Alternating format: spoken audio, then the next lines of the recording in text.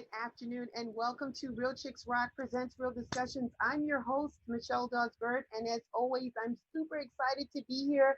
Today, I thought I'd give you some porch life again. It's just beautiful weather here in Atlanta, and I wanted to take advantage of it. Thank you all, everyone, for joining in and listening to us this afternoon, and thank you so much for your support. It's just very uncertain and unique times that we're experiencing, not just here in Atlanta, not just in Georgia, but across this country and across this world. There's just so many different things that have been impacting us as just human beings. And so I just thank you for taking the time to just join us today. We want everyone to remain safe. We hope that you are. We hope that you're practicing shelter in place if you can. I know that we are slowly trying to get things back to normal, but there are some cities and some states that are observing some curfews due to some rest and rioting that's going on. We here in Atlanta, we've been doing our protesting, but it has been peaceful, and I think things are going to turn out okay. So we're just going to keep watching the news and supporting the people that are on the front lines and our essential workers that are doing everything that they can to make sure that we get the products we need each and every day. For everybody that's the first time listening and checking us out, we want to say thank you for joining us. Little background about what we are. We're all about collaborating and empowering women in what we do. And if we do it through the arts, we do it through community service, and we do it through our mentoring and public speaking. And so Real Chicks Rock is all about the embodiment and empowering women and doing things to help level the playing field and giving women the tools that they need to be able to be strategic in this world that's constantly changing. Today, my guest is someone that I've had on the show previously before. I have a lot of respect for what she does and who she is and what she has done within Fulton County government. It's a very busy time here as it is uh, political season, it's voting season. A lot of people have submitted their early absentee voting. People are waiting to go to the polls on Tuesday, June 9th. And so it's a lot of excitement in the air. We're going to use our vote. We're going to use our power in voting. We're going to activate that power on Tuesday. And someone that is going to be on the ballot is my guest, none other than Commissioner Natalie Hall for Fulton County District 4. Hi, Commissioner. How are you? Hello, Michelle. How are I'm you? wonderful. Thank you for joining me. I know you are super busy. You're always busy, but I know it's a very critical time for you. First of all, let me ask you, how are you doing, Commissioner? How are you feeling? How are you doing? I'm doing just fine. I'm running on just pure energy. I'm out here trying to serve the people, especially during this COVID-19 pandemic, and just doing the work that a commissioner is supposed to be doing. Yeah, and you have been Commissioner, and we want to say thank you. I want to ask you, how has District 4 been responding to the pandemic? How have the people been responding and holding up? Well, our seniors have been sheltering in place because, they are the most vulnerable population. And it has been kind of hard for them above and beyond any other group or any other part of the population of District 4 because they rely heavily on our senior services at Fulton County where they get free transportation. They can ride Uber and Lyft for $1 each way from and to their home. And they get to go to our senior centers and have a lot of fun. We have a lot of classes there, jewelry making, dance, computer classes, and so much more. And they get to eat breakfast and lunch. But since the pandemic, Fulton County has closed those senior centers, and the majority of our buildings have been closed ever since March. And so our constituents who are used to using our services have not had access to them the way that they are normally used to. So my team and I have actually gone out and delivered care packages to the seniors where they live in the apartment complexes, senior assisted living, and high rises. And those care packages provided them with essentials that they needed, like gloves and hand sanitizer, toilet paper, things like that, early on. And since then, we have delivered fresh fruits and vegetables, and anything else that we think they need. You guys have been extremely busy during this time, even though I know you mentioned that the government county offices have been closed, but your team has been boots to the ground, wearing their masks, having gloves on, out connecting with the people. people, giving them what they need, the resources that they need with your leaderships. I want to say thank you for doing that because you've always had a passion and a heart for the people. And now I think we're seeing it even more. We've seen it before, Commissioner Hall, but you are really like operating at 110%. And I want to say thank you for what you're doing. Oh, thank you for that. Being a public servant is sometimes a thankless job, but I don't do it to get any thanks or praise. I do it because it's the right thing to do. And I was always told that you're blessed to be a blessing to others, and your blessings do not just belong to yourself. And I really believe that. And you operate in that way too, Commissioner. I wanted to take just one step back. I was so excited to have you and get going in the conversation. I do have new listeners, and there are probably people who are not familiar with the government structure. So if you Mhm. could just share a little bit about your background and what your responsibilities are for Fulton County District 4, that'd be great. All right. So a county commissioner is there to pass legislation, of course, but we also pass over a $1.1 billion budget that supports all of our county departments, including our constitutional officers departments like the Solicitor General, the DA, the Public Defender, the judges of Superior and Magistrate Court and State Court. And we have a lot of departments like our health, Board of Health Department, our um, our community development department, our behavioral and developmental disabilities department, um, we arts and culture. There are just so many things that the county does, and it's just showing how the taxpayers' dollars are being used to serve the people of the county. We also passed the budget for those constitutional officers who uphold our court system, and there's just so much more that we do. Awesome. So, Commissioner Hall, have you been able to work? I know you work. You're one that likes to collaborate with other commissioners. Have the other commissioners in the other districts, have you guys been able to work together more closely during this pandemic season? Oh, yes, absolutely. On a consistent basis, my colleagues, Commissioner Joe Carn and Commissioner Marvin Arrington Jr. and Commissioner Liz Hausman have consistently been supportive and creating resolutions together and co-sponsoring each other's resolutions and just to make sure that we're covering everything that our constituents need, especially during this COVID-19 pandemic. So, but even before we did work together, and but I expand beyond that because my district is unique because it's entirely inside of the city of Atlanta. So I have over a dozen Atlanta City Council members whose districts are inside of my district, as well as several Atlanta public school reps, um, two senators, the Congressman Lewis, and so there are a lot of elected officials from other jurisdictions that have districts inside of my district, and I work with all of them. Mm-hmm. So, because you're out, Commissioner Hall, working so closely with the people and working with other members, not only in Atlanta, but in other districts, was there any concerns that you heard from the people? Was there anything that was resonating no matter where you were? Was there any concerns that people are having during this time that you heard?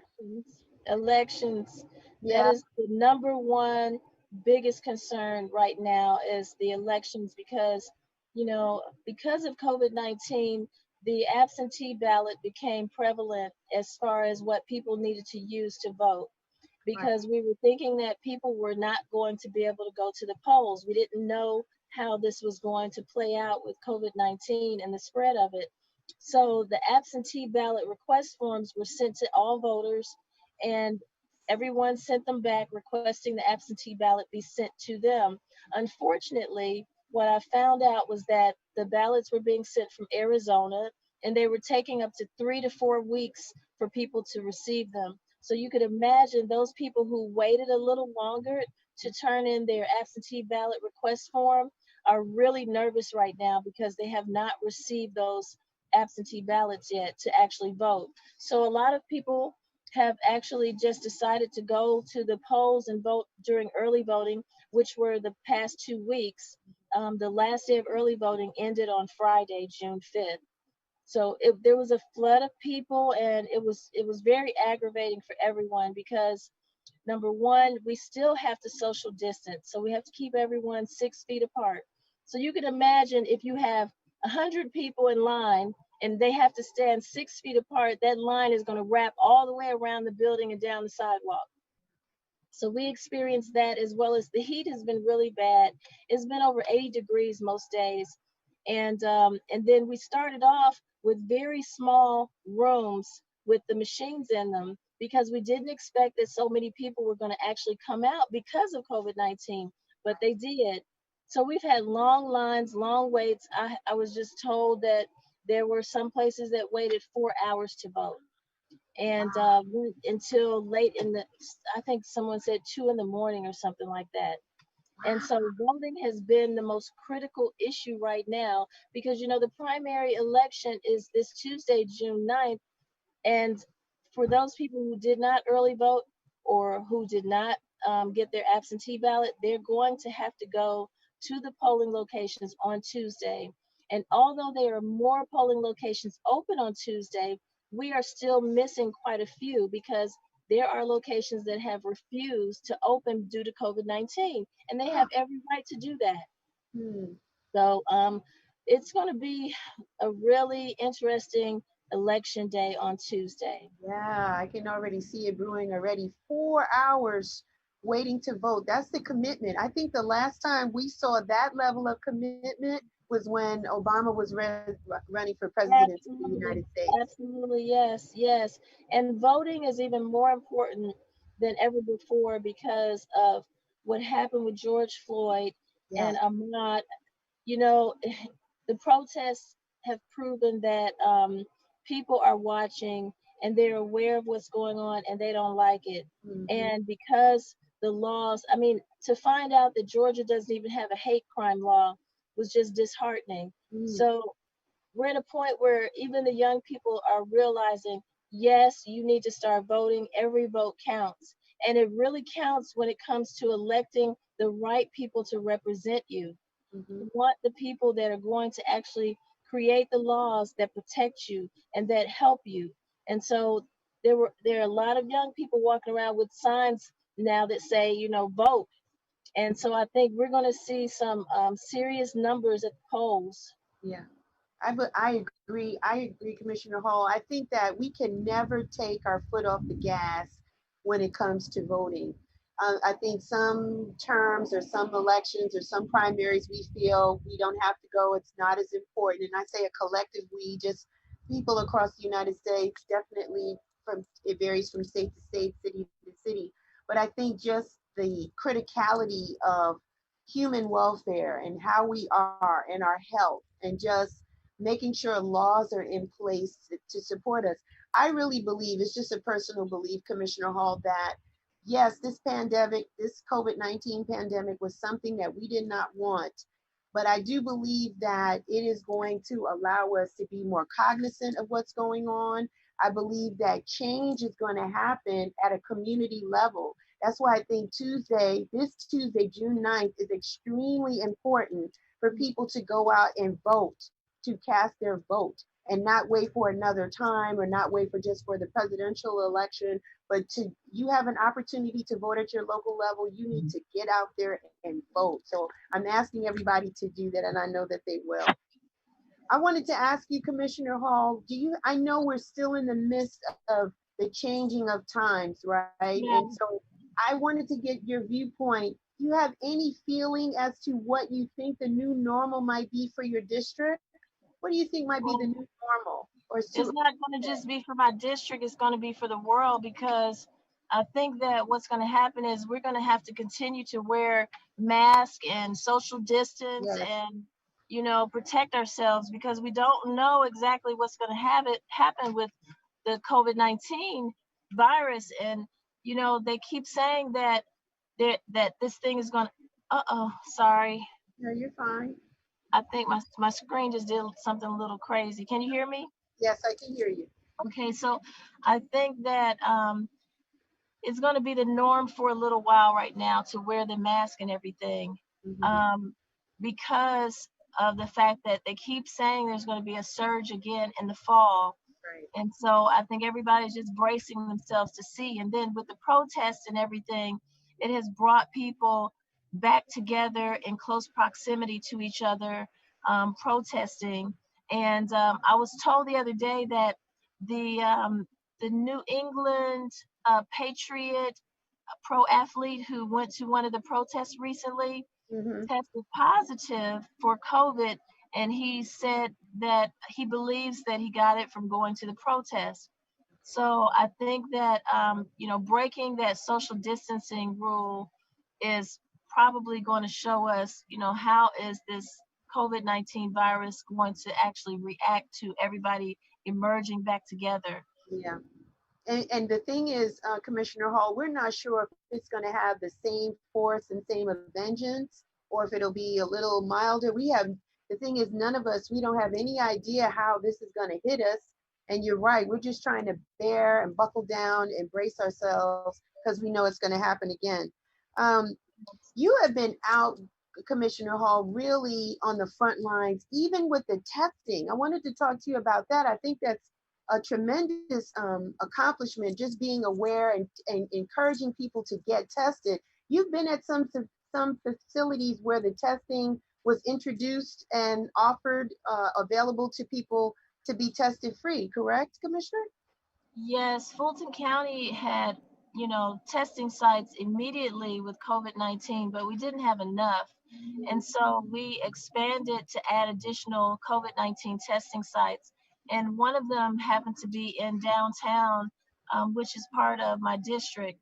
My chief of staff and I went by to see the actual testing site once it was set up and to literally experience it so that we could also be able to speak to how it goes, how the process is, what it feels like, and everything. And, I had heard so many horror stories about the testing from even my own team member who was tested early on. And she talked about how there was this extra long um, Q-tip. And she said it literally felt like the Q-tip went all the way down your throat and into your brain. It was that long. And it was so irritating and painful. Well, the new test, you use a regular sized Q-tip and they actually hand it to you and you swab inside of your nose yourself.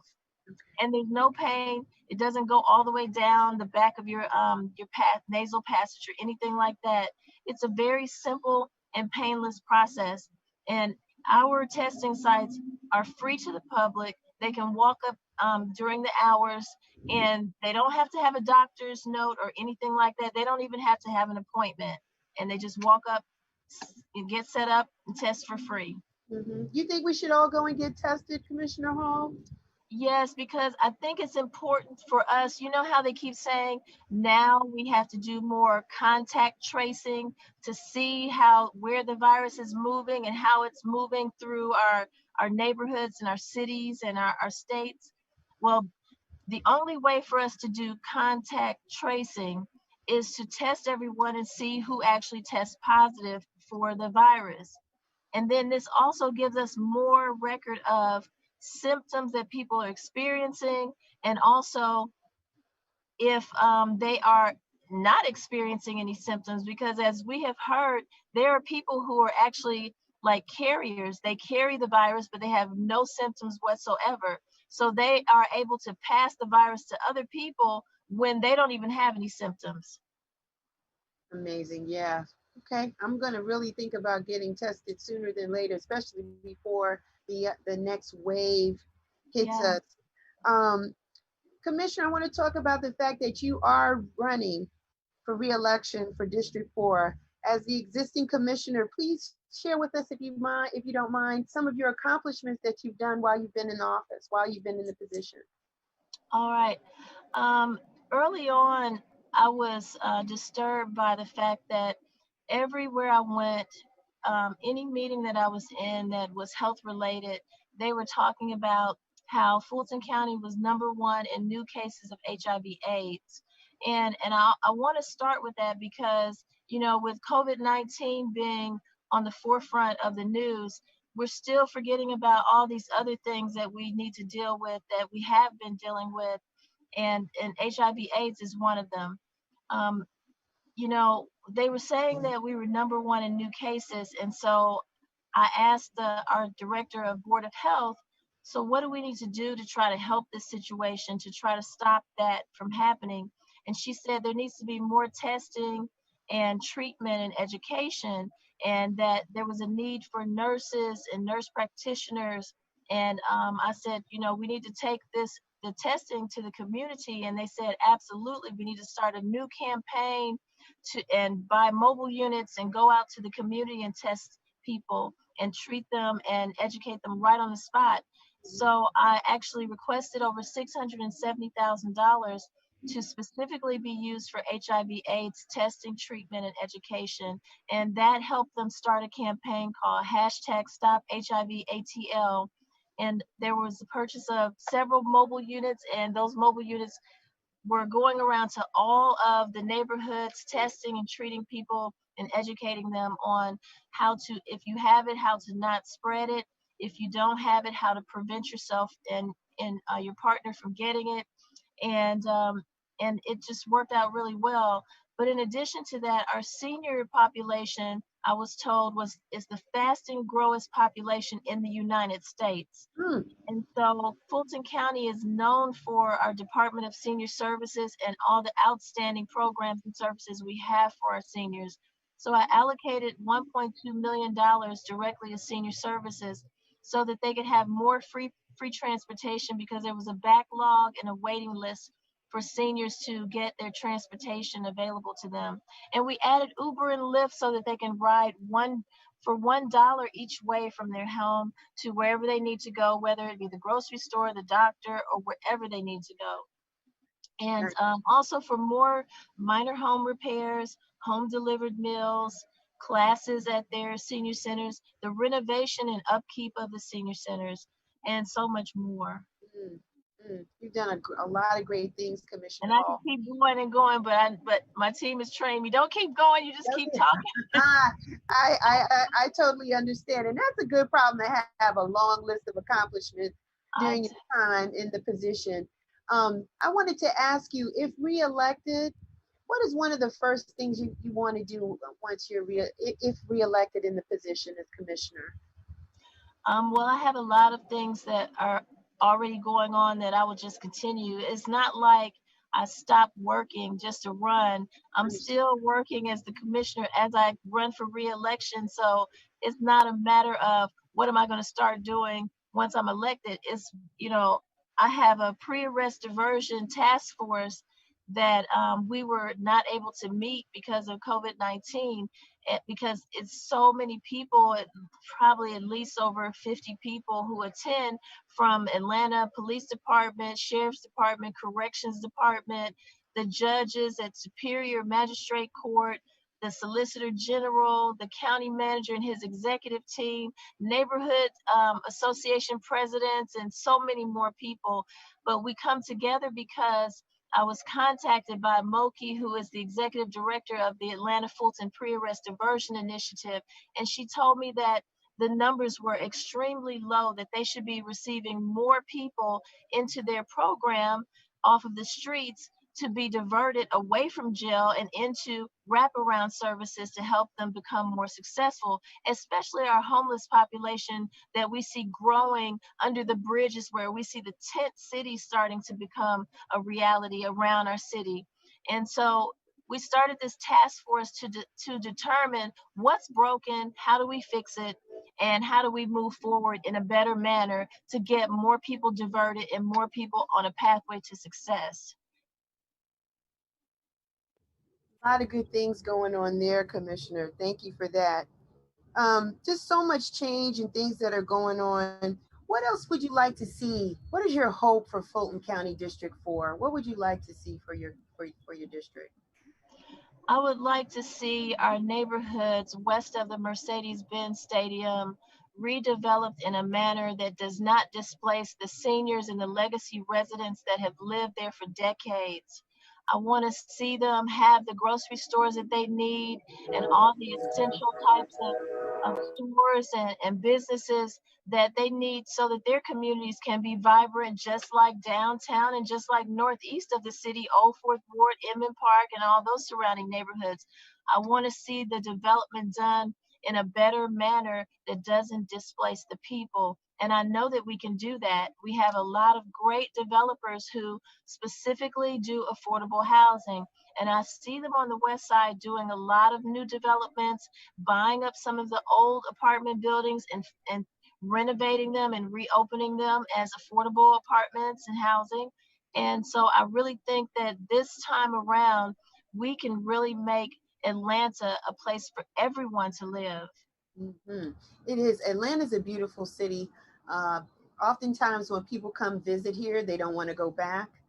We just want to make sure that the existing residents here are taken care of, as well as there's opportunities for new people that want to come into our city. Fulton County is one of the biggest counties. You're busy, Commissioner Hall. You have your hands full because your territory just is pretty big and it spans a lot of streets in the city of Atlanta. And so, I wish you all the best. I wish you well in everything that you do. I want you to give us a little bit of hope as we go out to the polls this Tuesday, June 9th. What can we expect? Long lines? Some of the polls will be open up early. Will they open up late? Any indication on what you think is going to happen for us on Tuesday? Yes, the polling locations are going to be open from 7 a.m. to 7 p.m. I would tell everyone to go early because it's probably going to be hot. You don't want to be out there during the midday standing in the sun. Take lots of water, take a seat with you.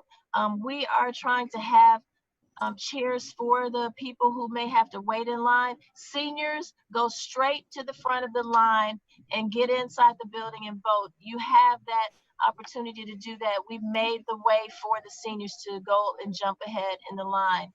And I would just say, try to get there as early as possible. I have a feeling there are going to be a lot of people there before the doors even open. Yeah, exactly. So I wish you all the best, Commissioner Hall. How can people find you? I know you're on social media, you posting pictures, you're giving us positive affirmations, telling us things that we need to be aware of. How can the people find you? I'm on all the social media, Instagram, Facebook, Twitter.